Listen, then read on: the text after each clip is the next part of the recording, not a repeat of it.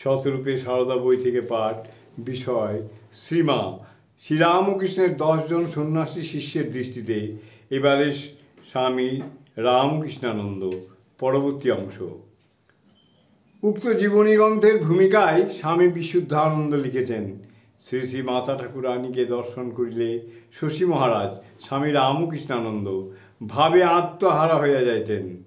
শ্রী শ্রী মাতা ঠাকুরানী যখন দক্ষিণ দেশে তীর্থ পর্যটনে যান, তখন তাহাকে পাইয়া শশী মহারাজের কি আনন্দ উৎফুল্ল ভাবই না দেখিয়াছি। শ্রী শ্রী মার যাহাতে বিন্দুমাত্র কষ্ট বা অসুবিধা না হয়, সেই জন্য শশী মহারাজ স্বীয় দেহ মনের সমগ্র শক্তি একভূত করিয়া সমগ্র সেবায় নিযুক্ত করিয়াছিলেন।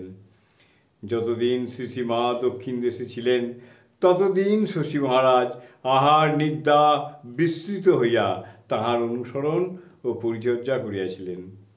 তাহার সেবার যে এরূপ সুবর্ণ সুযোগ লাভ করিয়াছিলেন, এই জন্য শশী মহারাজ নিজেকে মহা সৌভাগ্যবান মনে করতেন। তাহার দৃঢ় বিশ্বাস ছিল, শ্রী শ্রীমার দক্ষিণ দেশের ভ্রমণ উপলক্ষে উক্ত দেশবাসী বহু লোকের অশেষ কল্যাণ সাধিত হইবে। মাতা ঠাকুরানীর এই তীর্থ ভ্রমণের সময় শশী মহারাজ এত পরিশ্রম করিয়াছিলেন যে তাহাতে তাহার স্বাস্থ্য চিরদিনের মতো ভগ্ন হইয়া যায়।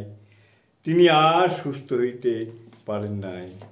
জয় মা, জয় মা, জয় মা।